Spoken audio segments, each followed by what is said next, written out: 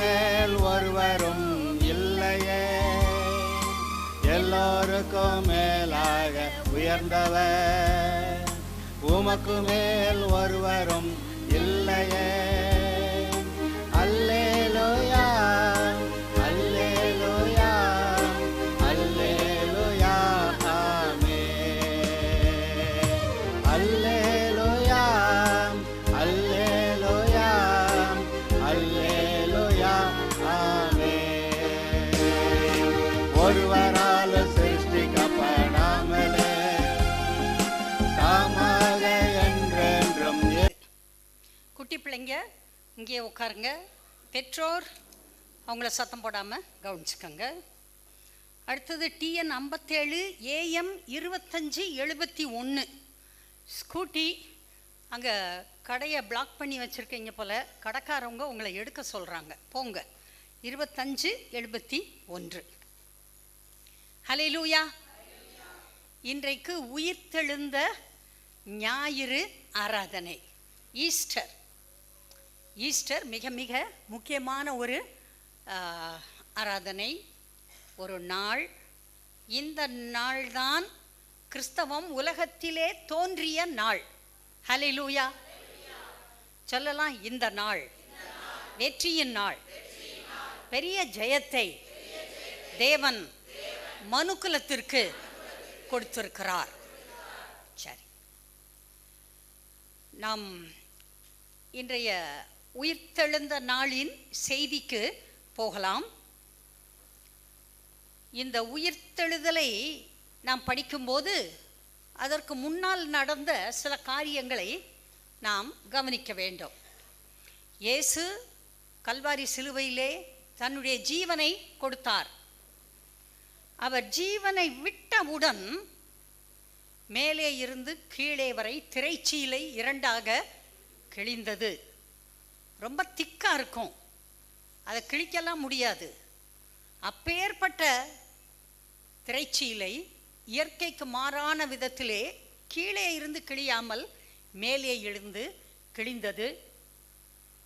இப்போது யார் வேண்டுமென்றாலும் தேவனிடத்தில் கிட்டி சேரலாம். இதற்கு முன்பு எல்லாரும் பக்கத்தில் போக முடியாது. லேவியர்கள் மட்டும், அதிலும் பிரதான ஆசாரியன் மட்டும் போகலாம். மற்றவர்களுக்கு போவதற்கு அனுமதி இல்லை. போவதற்கு முன்பாக அவன் இரத்த பலியை செலுத்தி இரத்தத்தோடு தான் போக வேண்டும். இன்றைக்கு இயேசு நமக்காக இரத்தம் சிந்தி இருக்கிறார். அவருடைய இரத்தம் நம்மை பரிசுத்தப்படுத்தி இருக்கிறது. அந்த விசுவாசத்திலும் நம்பிக்கையிலும் நாம் உள்ளே நுழைய வேண்டும். கர்த்தர் ஒரு பெரிய வெற்றியை மனிதனுக்காக பெற்றுக் கொடுத்திருக்கிறார். அடுத்தது, பூமி அதிர்ந்தது, கன்மலைகள் பிளந்தது. எல்லாருடைய ஆச்சரியமும் அன்றைக்கு அந்த கல்வாரி சிலுவையின் மேலேயே இருந்தது. கல்லறைகள் திறந்தது. ஊரிலே இருக்கிற கல்லறை தோட்டத்திலே அநேக கல்லறைகள் திறந்தது. பூமி அதிர்ச்சி. இந்த கல்லறைகள்லாம் திறப்பதற்கு கர்த்தர் உதவி செய்திருக்கிறார். அங்கே சில பரிசுத்தவான்கள் இயேசு உயிர்த்தெழுந்ததற்கு பிறகு பரிசுத்த நகரத்திற்குள்ளே பிரவேசித்து அநேகருக்கு காணப்பட்டார்கள். உங்கள் ஊரில் இதுக்கு முன்னால் செத்திருந்த ஒரு 10 பேர் திடீர்னு எந்திரிச்சு ஊருக்குள்ளே நடந்து வந்தால் உங்களுக்கு எப்படி இருக்கும்? யோசனை பண்ணுங்க. எவ்வளோ பெரிய ஒரு ஷாக் இல்லையா? வந்தார்கள். ஏன்? உயிர்த்தெழுதல் உண்டு என்பதை அன்றைக்கு இருந்த மக்கள் அறிந்து புரிந்து கொள்ள வேண்டும். யூதர்கள் புரிந்து கொள்ள வேண்டும். அதற்காக கர்த்தர் ஒரு சின்ன சாம்பிள் அவர்களுக்கு காட்டினார். அடுத்தது, இயேசு தன் ஜீவனை விட்ட போது அருகிலே இருந்த 100க்கு அதிபதி சொல்லுகிறான், மெய்யாகவே இந்த மனிதன் தேவகுமாரன். முதல் ரட்சிப்பு. புறஜாதி மனிதன், இவ்வளவு காலம் எதையோ நம்பி எப்படியோ வாழ்ந்தவன் இங்கே கல்லறைக்கு அருகே வந்தவுடன் சொல்கிறான், மெய்யாகவே இவர் தேவனுடைய குமாரன். அடுத்தது, அநேகர் வந்திருந்தார்கள். பொதுவாக இப்படி சிலுவை சாவை பார்ப்பதற்கு 1-2 குடும்பத்தார்கள் வருவார்கள், நெருங்கிய நண்பர்கள் வருவார்கள், அதிகாரிகள் நிற்பார்கள். ஆனால் இவருடைய மரணத்தை பார்ப்பதற்கு அநேகர் வந்திருந்தார்கள். அவருடைய நண்பர்கள், சீஷர்கள், அவரை பின்பற்றினவர்கள், அவரோடு கூட ஊழியம் செய்தவர்கள் அநேகர் வந்திருந்தார்கள். அவர் ஜீவனை விட்ட போது எல்லாரும் மார்பிலே அடித்து கொண்டு அழுதார்கள் என்று வாசிக்கிறோம். அவர்களால் தாங்க முடியவில்லை இந்த மரணத்தை, அநியாய மரணத்தை. நல்ல மனிதர்களால் தாங்க முடியவில்லை. அங்கே ஒரு மனிதன் இருக்கிறான், அரிமத்தியா என்ற ஊரை சேர்ந்தவன். அவனுடைய பெயர் யோசேப்பு. அவன் ஒரு ஆலோசனைக்காரன், சங்கத்திலே இருக்கிறவன், யூத சங்கத்திலே, பெரிய சங்கத்திலே இருக்கக்கூடியவன், பயமில்லாதவன், பரிசுத்தவான், உத்தமன், நீதிமான். அவன் தேவனுடைய ராஜ்யத்திற்காக காத்திருந்தவன் என்று அவனை பற்றி வாசிக்கிறோம். அந்த அரிமத்தியா ஊரான் யூதருடைய ஆலோசனைக்கு செவி சாய்க்கவில்லை. எல்லாரும் சொல்றாங்க, இல்லை இவரை சிலுவையில் அறைய வேண்டும். அதற்கு ஒத்துக்கொள்ளாதவன், நேர்மையான மனிதன். அவன் போகிறான், போய் பிலாத்துவிடம் தைரியமாக கேட்கிறான். யாரும் லேசா பிலாத்துக்கிட்ட போக முடியாது. அவன் போய் கேட்குறான், அவர் மரித்து போனார், அவருடைய பாடி எனக்கு வேணும், புதைக்கணும். இவ்வளவு சீக்கிரம் மரித்து விட்டாரா? ஏனென்றால் சிலர் சிலுவையிலே 2 நாள் 3 நாள் உயிர் போகாமல் தொங்கிக் கொண்டே இருப்பார்கள். பாவிகள் அங்கே தொங்க விட்டிருப்பார்கள். அதை பற்றி யாரும் கவலைப்பட மாட்டார்கள். இவரோ எல்லாரும் நிற்கும் போதே, அப்போதே அதிகாரிகள் இடத்தை காலி பண்ணும் முன்பாக இயேசு தேவைக்கும் அதிகமான கிரயத்தை செலுத்தினவர் உடனே மரித்து போனார். அவர் ஆவியை பிதாவிடத்திலே ஒப்படைத்து விட்டார். இப்போது அவருடைய ஆவி பிதாவுடைய கையில் இருக்கிறது. சரீரம் அங்கே தொங்குகிறது. இந்த நல்ல மனிதன் போய் கேட்டு வாங்கி ஒரு மெல்லிய துப்பட்டி, மரியாதைக்குரிய விதத்திலே அவருடைய சரீரத்தை இறக்கி அதனால் அதை சுற்றி எடுத்துக்கொண்டு போகிறான். எங்கே போகிறான்? கன்மலையிலே தனக்காக, தன் குடும்பத்திற்காக வெட்டப்பட்ட புதிய கல்லறையிலே, இதுவரை யாரும் வைக்காத புதிய கல்லறையிலே அவரை கொண்டு போய் வைக்கிறார்கள். பிறகு பெரிய கல்லை புரட்டி, மனிதர்களால் ஒரு மனுஷரால் 2 மனுஷரால் தள்ள முடியாது, பெரிய கல். இன்றைக்கும் அந்த கல் அங்கே உட்காந்துருக்கு. அந்த கல்லை பார்க்குறப்பமே நம்ம உயரத்துக்கு இருக்கு. பெரிய கல், வட்டக்கல். அதை வைத்து மூடிவிட்டு போகிறார். என்ன நடக்குது? ஆண்டவர், என்ற நேசர், என்ற மீட்பர், என்ற ராஜா, என்ன நடக்குது? பார்ப்பதற்கு பின்னாலேயே மகதலேனா மரியாள், மற்ற மரியாள், இன்னும் பாருங்க பெண்கள் போய் பார்க்கிறார்கள். இந்த 2 பெண்களும் அங்கேயே உட்காந்துட்டாங்க. இந்த சடங்குகள்லாம் முடியட்டும், இடத்தை நல்லா பார்த்துக்கலாம். அதே போல பார்த்து கொண்டு திரும்பி போகிறார்கள். போய் அடுத்த நாள் ஓய்வு நாள், அன்றைக்கு வேலை செய்யக்கூடாது. எனவே இந்த பெண்கள் அடுத்த நாள் வந்து கந்த வர்க்கங்களையும் பரிமள தைலங்களையும் அவருடைய சரீரத்தின் மேலே பூசுவதற்காக ஆயத்தம் பண்ணிவிட்டு அமர்ந்திருக்கிறார்கள். ஓய்வு நாள் முடிந்தவுடன் அவர்கள் வருகிறார்கள். வரும்போது பேசிக்கொண்டு வருகிறார்கள். யார் நமக்காக கல்லை புரட்டி தள்ளுவான்? எடுக்கலாம். லூக்கா 24:1 முதல் வாசிக்கிறேன்.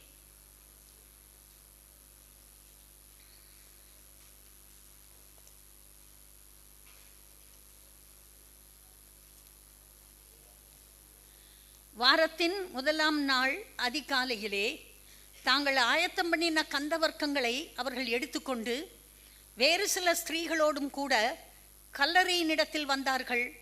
கல்லறையை அடைத்திருந்த கல் புரட்டி தள்ளப்பட்டிருக்கிறதை கண்டு உள்ளே பிரவேசித்து கர்த்தராகிய இயேசுவின் சரீரத்தை காணாமல் அதை குறித்து மிகுந்த கலக்கமடைந்திருக்கையில் பிரகாசம் உள்ள வஸ்திரம் தரித்த 2 தூதர்கள் அவர்கள் அருகே நின்றார்கள்.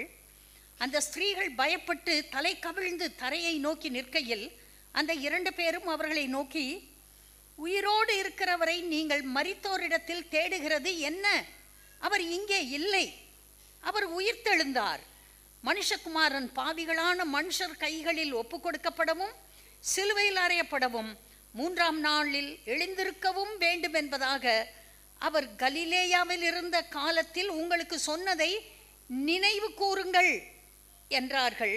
அப்பொழுது அவர்கள் அவருடைய வார்த்தைகளை நினைவு கூர்ந்து கல்லறையை விட்டு திரும்பி போய் இந்த சங்கதிகள் எல்லாவற்றையும் 11 மற்ற எல்லாருக்கும் அறிவித்தார்கள். இவைகளை அப்போஸ்தலருக்கு சொன்னவர்கள் மகதலேனா மரியாளும் யோவன்னாளும் யாக்கோபின் தாயாகிய மரியாளும் இவர்களுடனே கூட இருந்த மற்ற ஸ்திரீகளுமே. எங்க போனாங்க மற்ற 11 பேரும்? காணலையே அவங்கள. ஆனா இந்த பெண்கள் போறாங்க. கர்த்தர் இவர்களை நம்பி இவர்களுக்கு ஒரு ஊழியத்தை கொடுக்கிறார். என்ன ஊழியம்? இயேசு உயிர்த்தார், போய் எல்லாருக்கும் சொல்லுங்கள். அதுதான் ரட்சிப்பின் செய்தி. ஈஸ்டர் அதுதான். மரணத்தின் கூர் முறிக்கப்பட்டது. மரணமே உன் கூர் எங்கே? பாதாளமே உன் ஜெயம் எங்கே? மற்ற எல்லாரையும் நீ ஜெயிக்கலாம், ஆனால் இரட்சகரை உன்னால் ஜெயிக்க முடியாது. அவர் உயிர்த்தெழுந்தார். இவர்கள் போய் சொன்னார்கள். சொன்னவுடன் 11 நண்பர்கள் என்ன சொன்னாங்க? அவர்கள் சொன்னதை அவர்கள் விசுவாசிக்கவில்லை. பைபிள் அப்படி எழுதியிருக்கு. அவர்கள் விசுவாசிக்கவில்லை. நம்பிக்கை வேற, விசுவாசம் வேற. அவர்கள் விசுவாசிக்கவில்லை, வார்த்தையை விசுவாசிக்கவில்லை. அவங்க யோசிக்கிறாங்க, முடிஞ்சு போச்சு, நம்ம தலைவர் இறந்துட்டார், அவ்வளவுதான். அதற்கு முன்னால் இன்னொரு சம்பவம் நடந்தது. இந்த யூதர்கள் போகிறார்கள் பிலாத்துவிடத்திலே. அந்த எத்தன் உயிரோடு இருக்கையில் நான் 3ஆம் நாள் உயிரோடு எழுந்திருப்பேன் என்று சொல்லி இருக்கிறான். அவனுடைய சீஷர்கள் வந்து இந்த சரீரத்தை எடுத்துக்கொண்டு போய் விடுவார்கள், பிறகு அவர் உயிர்த்தெழுந்து விட்டார் என்று பொய் சொல்லுவார்கள். எனவே நீர் காவல் போட வேண்டும். பாவம் பிலாத்து ஏற்கனவே சொல்லிட்டான், இந்த நீதிமானிடத்தில் ஒரு தவறும் இல்லையே, பாவம் செய்யவில்லையே, குற்றம் இல்லையே, ஏன் அவரை பிடித்து கொண்டு வந்தீர்கள்? பொறாமையினாலே பிடித்தீர்கள் என்று நான் அறிவேன், அவரை விடுதலையாக்குகிறேன். எவ்வளவோ சொல்லி பார்த்தான், ஆனால் அவர்கள் கேட்கவில்லை. இப்போ அவர்கிட்ட வந்து கேட்குறான், கல்லறைக்கு காவல் போடுங்க. ஆனால் பிலாத்து சொல்லிட்டான், உங்ககிட்ட போர்ச்சேவகர் இருக்காங்கல்ல, நீங்களே போய் போட்டு எவ்வளோ தூரம் பத்திரப்படுத்த முடியுமா பத்திரப்படுத்திக்கோ, போ, என்கிட்ட வராத. அதே போல் அவர்கள் கல்லறைக்கு ஆட்களை போட்டார்கள். மேலே இருந்து தேவதூதன் இறங்கின உடன் இவர்கள் அத்தனை பேரும் செத்தவர்கள் போல் ஆனார்கள். பைபிள் சொல்லுது, நம்பிக்கை செத்து விட்டது, அவர்கள் விசுவாசம் செத்து விட்டது, அவருடைய மதம் செத்து விட்டது, செத்தவர்கள் போல் ஆனார்கள். எந்திரிச்சு ஓடுறாங்க, ஓடி போய் சொல்றாங்க பிரதான ஆசாரியன்ட்ட. பிரதான ஆசாரியன் கையும் ஓடல காலும் ஓடல. கூப்பிடுறான் மூப்பர்களை, என்னப்பா செய்யலாம், காணாமாமே, கல் திறந்திருக்காமே, 2 பேர் வந்து இறங்குனானாமே, இவ்வளவு சொல்றான். ஒன்றும் வேண்டாம், காசை கொடு இவனுங்களுக்கு, வாயை மூடு. பணத்தை கொடுத்தா வாயை மூடிக்குவானுங்க. தேவையான பணத்தை அள்ளி கொடுத்து, இதை குறித்து எங்கும் யாருடனும் பேசக்கூடாது. கேட்டால் அவருடைய சீஷர்கள் ராத்திரியில் வந்து தூக்கிட்டு போயிட்டாங்க. அவன் அதிகாலையில் வந்து நீ விழுந்த, ராத்திரி தூக்கிட்டு போனது வரைக்கும் நீ என்ன பண்ண? நீ ராத்திரியே வந்து சொல்லியிருக்கணும்ல. அது கொஞ்சம் மூளை இருக்கிறவங்க கேட்கலாம், மற்றவன்லாம் என்னத்தை கேட்பான்? இங்கே கல்லறை காத்தவர்கள் விழுந்து போனார்கள். இந்த பிள்ளைங்க, பெண் பிள்ளைகள் வந்து சொல்லுகிறார்கள். அதிலே மற்றவர்களுக்கு உடன்பாடு இல்லை. இவ்வளவு வார்த்தை சொன்ன பிறகு அப்புறம் கொஞ்ச நேரம் கழித்து பேதுருவுக்கு ஏதோ ஒன்று தோணுது. சரி போய் பார்க்கலாம். பேதுருவும் அவனோடு கூட இயேசுவுக்கு பிரியமான ஒரு சீஷனும் ஓடி வருகிறார்கள். வந்து அப்படியே நிற்கிறான். அப்புறம் கொஞ்சம் தைரியம் வந்து, கல்லறைக்குள்ளே போகலாமா, கல்லறைக்குள்ளே இறங்கலாமா, சிலருக்கு கல்லறை பக்கம் போனாவே மயக்கம் போட்டுருவாங்க, அம்பிட்டு பயம். அவன் உள்ளே போகிறான், பேதுரு பின்னால் வந்துட்டு அப்புறம் உள்ளே போகிறான். போய் பார்க்குறான், தலையில் போட்டிருந்த துணி சரியாக அங்கே அவுத்து வச்சிருக்கு, மற்ற துணியெல்லாம் இன்னொரு பக்கம் இருக்குது. என்ன நடந்திருக்கும்? அதுக்கு பிறகு அடுத்த சீசனும் மெதுவாக உள்ளே வர்றான். சரி, கல்லறைக்குள்ளே போய் பார்க்கலாம். பார்க்கிறார்கள், திரும்பி போகிறார்கள், போய் வீட்டிலே இருக்கிறார்கள். என்ன நினச்சிருப்பாங்க? யாரோ தூக்கிட்டு போயிட்டாங்க போல. என்னமோ நடந்துருச்சு. இந்த பிள்ளைங்களாம் என்னமோ சொல்லுது சரி, ஆனால் என்னமோ நடந்துருச்சு, யாரோ தூக்கிட்டு தான் போயிட்டாங்க போல. விசுவாசிக்கவில்லை. உயிர்த்தெழுந்தார் என்பதை விசுவாசிக்கவில்லை. காணாம், பாடி காணாம். ஆனால் எங்கே போச்சு என்ன ஒன்றும் தெரியலை. இவ்வளவே பார்த்து விட்டு 2 பேர் எம்மா ஊருக்கு போகிறார்கள். எம்மா ஊருக்கு அவர்கள் நடந்து போய் கொண்டிருக்கிறார்கள். நடந்த காரியங்கள் எல்லாவற்றையும் 2 பேரும் பேசிக்கொண்டே போகிறார்கள். சிலர் சொல்கிறாங்க ஹஸ்பண்ட் அண்ட் ஒய்ஃப் அவங்க அப்படின்னு சொல்கிறாங்க. இருக்கலாம், இல்லாமலும் இருக்கலாம். அப்போ ஒருத்தர் வந்து சேர்ந்துக்கிறாரு, ஆண்டவராகிய இயேசு கிறிஸ்து. அவர் கேட்குறாரு, எப்போ ரொம்ப துக்கமாக இருக்கிறீங்களே, என்ன விஷயம்? இவங்களுக்கு அவர் இயேசு என்று தெரியவில்லை. அவங்க சொல்கிறாங்க, இவ்வளோ காரியம் எருசலேமில் நடந்திருக்கு, உங்களுக்கு தெரியல, நீர் அந்நியரோ? இவரை இப்போ அந்நியர் ஆக்கிட்டானுங்க. நீர் அந்நியரோ? உடனே ஆண்டவர் சொல்கிறாரு, பைபிளில் எழுதியிருக்க வார்த்தைகளை விசுவாசிக்க கூடாத மந்த இருதயம் உள்ளவர்களே.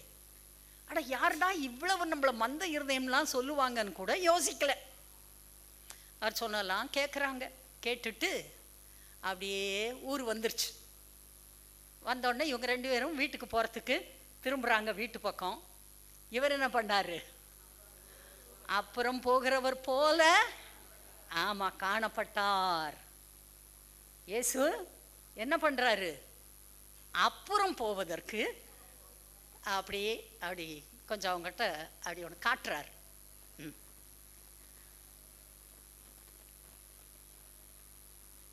அப்புறம் போகிறவர் போல காணப்பட்டார். ஆனால் உண்மையிலே அவர் அப்புறமா போகிறாரு. அவர் இவங்களுக்கு புரிய வைக்கிறதுக்கு எல்லா முயற்சிகளையும் எடுத்துக்கொண்டு இருக்கிறார். சரி, இங்கே ஆண்டவர் இந்த பெண்களுக்கு தரிசனம் கொடுத்தார். அடுத்து இவர்கள் எல்லாரும் அங்கே வீட்டிலே உட்கார்ந்திருக்கிறார்கள். கதவு பூட்டி இருக்கிறது. பூட்டிய கதவு இருக்க ஆண்டவர் அவர் பாட்டு செவுத்து வழியாக உள்ள வந்துட்டார். அவர்கள் உட்கார்ந்து இருக்கிறார்கள். அவர் கேட்குறாரு, பிள்ளைகளா என்ன இருக்கு சாப்பிட? எல்லாம் சாப்பாடு தான். பொரித்த மீனை கொடுக்கிறார்கள். பிறகு தேன்கூட்டு துணிக்கைகளை கொடுக்கிறார்கள். அவர் சாப்பிட்றாரு. சாப்பிட்டுட்டு சொல்கிறாரு, பார்ப்பா, சரீரத்தோடு தான் வந்திருக்கேன், வெறும் ஆவியாக வரல, சரீரத்தோடு வந்திருக்கேன். தொட்டு பாருங்கடா, சரீரத்தோடு வந்திருக்கிறேன். அதான் உயிர்த்தெழுதல். உயிர்த்தெழுதல் இல்லை என்றால் கிறிஸ்தவம் இல்லை. சர்ச்சு கிடையாது, ஊழியம் கிடையாது, பரலோகம் கிடையாது, ஒன்றுமில்லை. கிறிஸ்தவமே உயிர்த்தெழுதலில் தான் சுத்தி கொண்டு இருக்கிறது. அதனால்தான் ஆண்டவர் சொல்றார், நான் உயிர்த்தெழுந்தேன் என்று போய் சொல்லுங்கள்.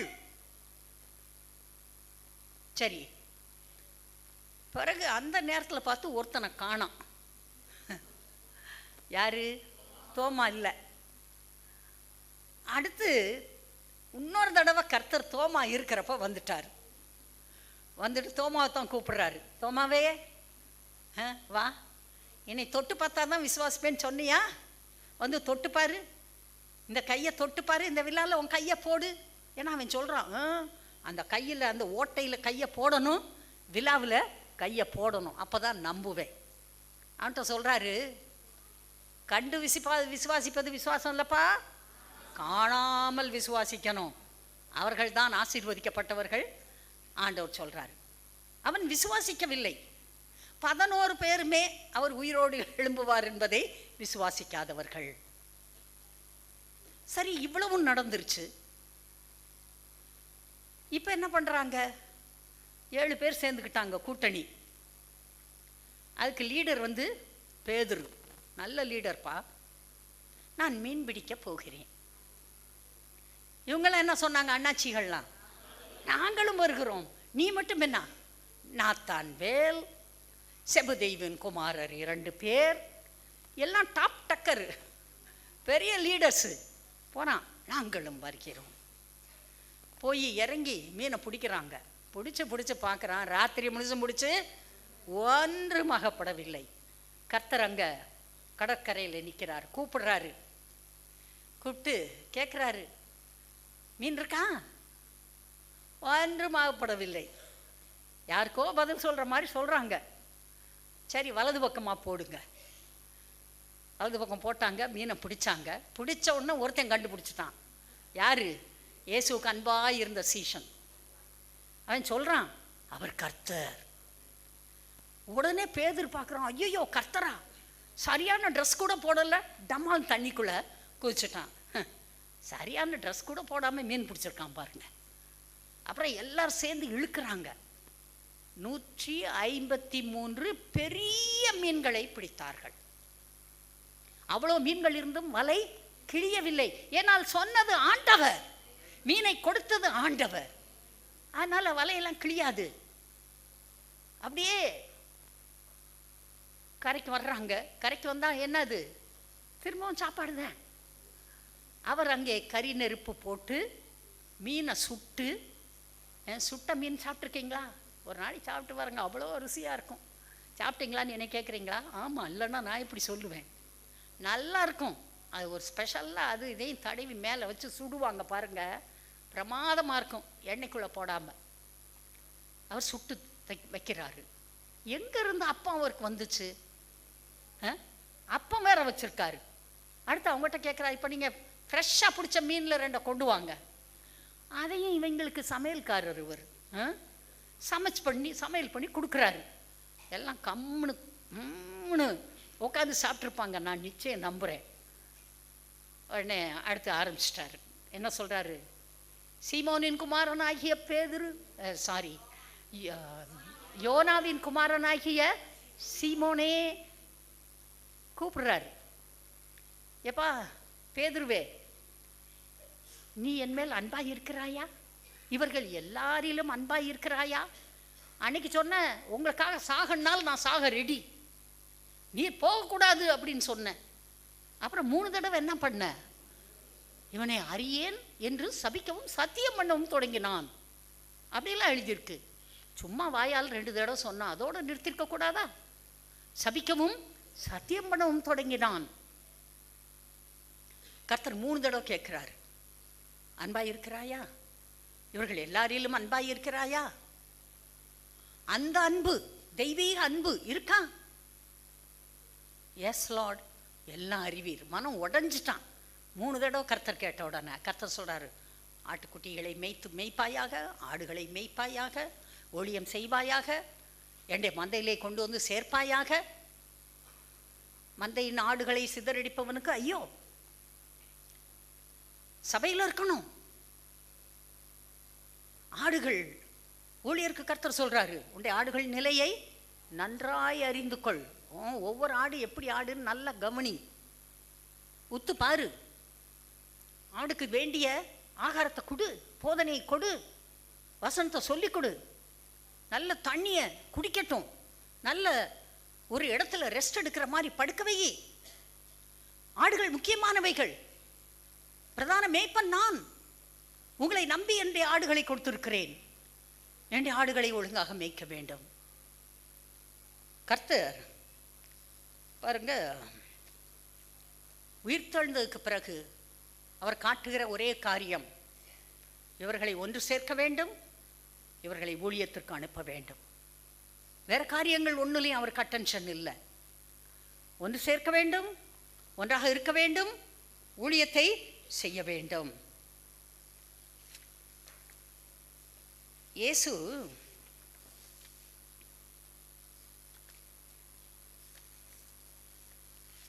உயிர்த்தெழுந்தார்,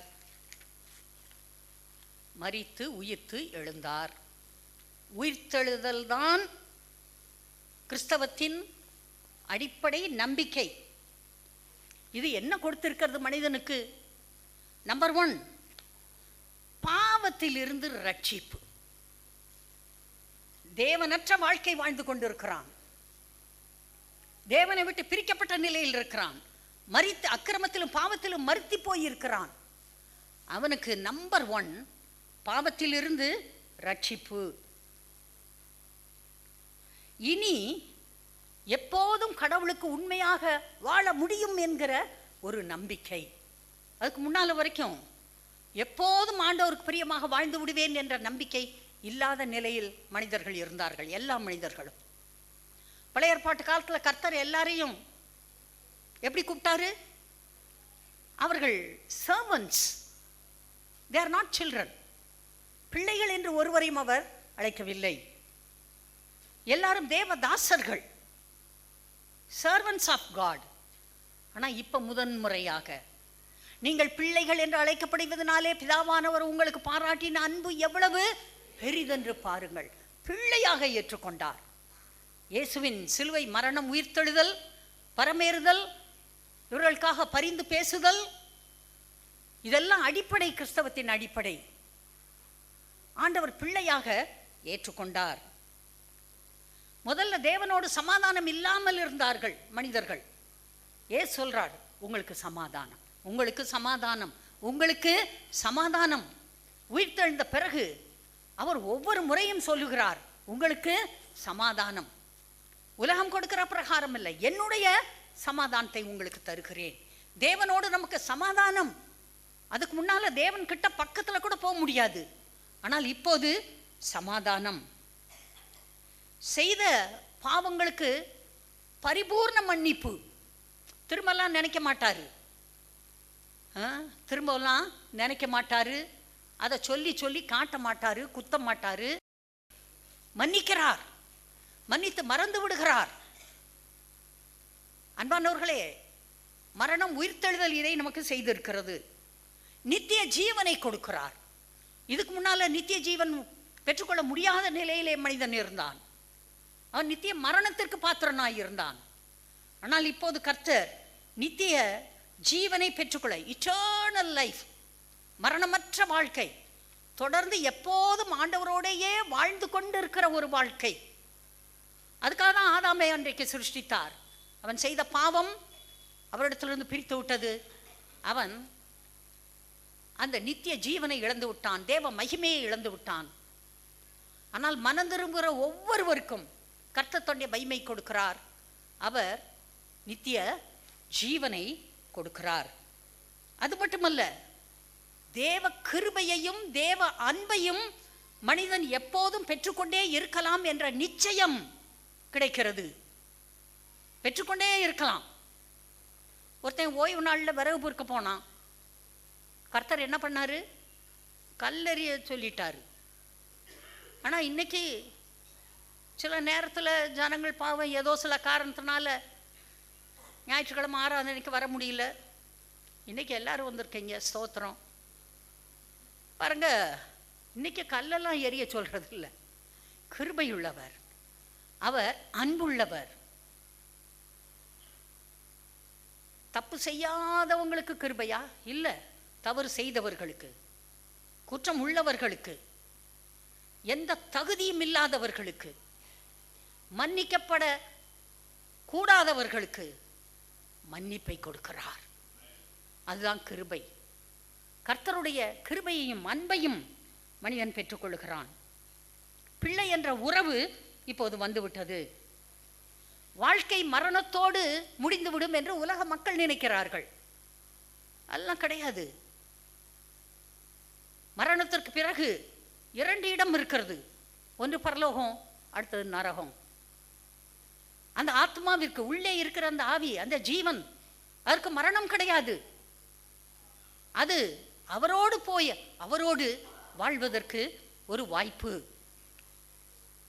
இயேசுவை போல இன்றைக்கு அநேக மனிதர்கள் அன்பு, தாழ்மை, தியாகத்தோடு தொண்டு செய்கிறார்கள். அன்பு காட்டுகிறார்கள் மற்ற மனிதர்கள் மேல்.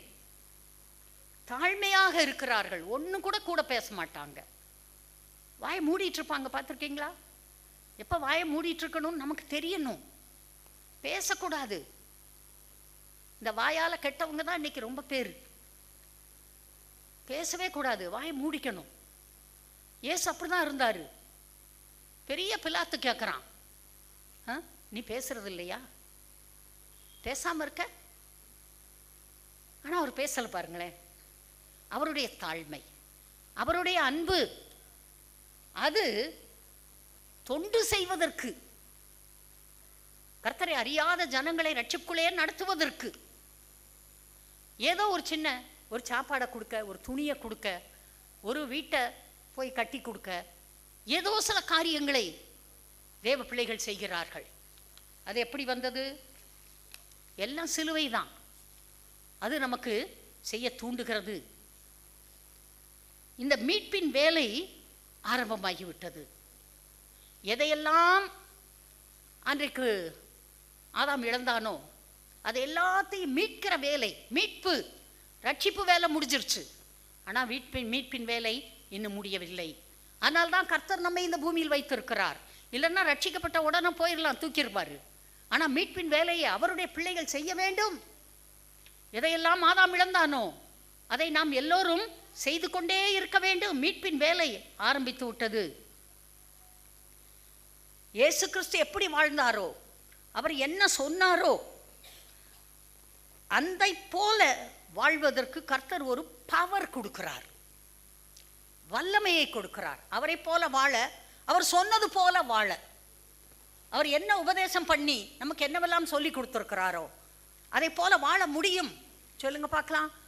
அவரை போலவும், அவர் சொன்னது போலவும், அவர் உபதேசத்தை போலவும் என்னால் வாழ முடியும். என்னை தாழ்த்தி, என்னை அடக்கி, வார்த்தைக்கு கீழ்ப்படிவேன். ஆமா. அடுத்தது, எல்லா முழங்காலும் அவருக்கு முன்பாக முடங்கும், எல்லா பிசாசின் அதிகாரங்கள் மேலும் வெற்றியை உங்களுக்கு கொடுத்திருக்கிறார். ரட்சிக்கப்பட்டவர்களுக்கு, சபை பிள்ளைகளுக்கு அவர் தலை, நாம் சரீரம். அவர் சொல்லிட்டாரு, போ துரத்து, என் நாமத்திலே பிசாசுகளை துரத்துங்கள். கர்த்தர் சொல்லிட்டு போயிருக்காரு. அடுத்து அவர் மரித்து உயிர்த்ததுனால, பரலோகத்துக்கு போனதுனால பிதாவிடத்தில் கேட்டு நம்மேல் பரிசுத்தாவியை பொழிந்திருக்கிறார். பரிசுத்தாவின் அபிஷேகம் இருக்கிறது. ஒருவனும் உங்களுக்கு போதிக்க வேண்டியதில்லை, அந்த அபிஷேகம் உங்களுக்கு போதிக்கும். பரிசுத்தாவி வரும்போது நீங்கள் பலனடைந்து எல்லா இடங்களிலும் உலகம் முழுவதிலும் சாட்சிகளாயிருப்பீர்கள். என் நாமத்திலே புறப்பட்டு போங்கள், ஊழிய செய்யுங்க, பிசாசுகளை துரத்துங்க, சர்ப்பங்களை எடுங்க. நீங்க சாவுக்கு ஏதுவான யாதொன்றை கொடுத்தாலும் அது உங்களை சேதப்படுத்தாது. வியாதேசம் மேல் கரங்களை வைங்க, அவர்கள் சொஸ்தமாவார்கள். சுவிசேஷம் அறிவிப்பது, இது அந்த காலகட்டம். இது மீட்பின் காலகட்டம், வார்த்தையை அறிந்து கொள்ளுகிற காலகட்டம், பரிசுத்தாவிலே நிறைந்து பெரிய பெரிய காரியங்களை கர்த்தருக்கு செய்கிற காலகட்டம். அந்த காலகட்டத்திலே சபைகளை வைத்திருக்கிறார், உங்களையும் வைத்திருக்கிறார். அன்பான தேவ பிள்ளைகளே, கர்த்தருடைய சிலுவை மரணம், உயிர்த்தெழுதல், அவர் பட்ட பாடுகள், அவர் பரலோகத்துக்கு ஏறி தன்னை காட்டியது, அவர் நரக பாதாளத்திலே இறங்கி பிசாசுகளுக்கு சவால் விட்டது, பரதீசில் இருக்கிறவர்களை விடுதலை செய்து பரலோகத்திலே கொண்டு போய் சேர்த்தது, இதெல்லாம் பெரிய காரியங்கள். இதை தியானிக்க வேண்டும். இதை விட்டுட்டு இப்படி இந்த அது அப்படி தேடி ஓடி அலைஞ்சு, no, put an end to all such things. வார்த்தையை கவனிங்க, வார்த்தையை படிங்க, ஒழுங்கா ஒவ்வொரு வாரம் வந்து ஆராதனையில் பங்கு கொண்டு பரிசுத்தாவிலே நிறைந்து வசனத்தை கேட்டு வார்த்தையின்படி நடக்க ஆரம்பியுங்கள். முழு வெற்றி நீங்கள் பெற்றுக்கொள்வீர்கள். என்மேல் விசுவாசமாயிருக்கிறவன் நான் செய்ததை செய்வான், அதைவிட பெரிய காரியங்களை செய்வான் என்று கர்த்தர் சொல்லியிருக்கிறார். அதனால அதை நோக்கி சபை முன்னேற கடவுது. Okay, God bless you.